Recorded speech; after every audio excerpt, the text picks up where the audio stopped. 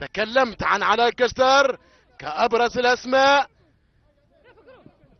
في صفوف كتيبة فريق النصر.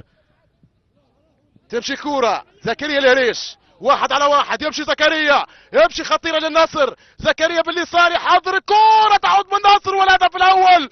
نعم الهدف الأول لنصر التاريخ، نصر التاريخ يفتتح النتيجة عن طريق زكريا. 1-0 لأبناء البركة، 1-0 لزكريا الهريش، يفتتح النتيجة النصر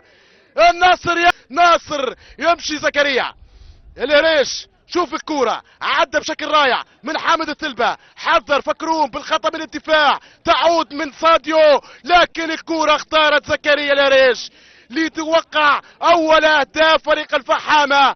1-0 للناصر البركة، 1-0 زكريا في الإعادة. يا زكريا مجهود كبير، لكن الكورة والأخطار اختارت الهريش. صارت هذه المناسبة على أكثر من لقاء، ليس بغريب تاريخ الفحامة في اللحظات الأخيرة. لا فكورة الراسية مكاري، نعم العودة أحمد المكاري، الحديث كان مناسب للهدف.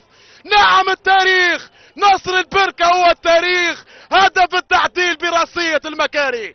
نعم تحدثت وكانت المناسبة للمرة الثانية، كنت محظوظ أيضا مع راسية بوبكر، والآن المكاري حط الكورة على يمين نصر محمد.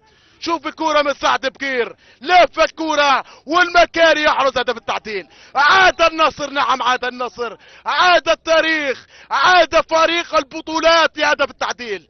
هدف التعديل بكير والتاريخ من امام نصر محمد.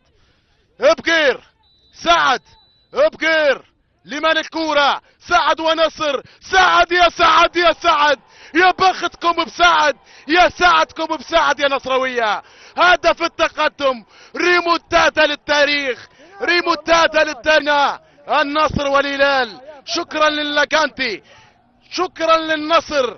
دخل التاريخ سعد لأن يلعب في نادي التاريخ، نادي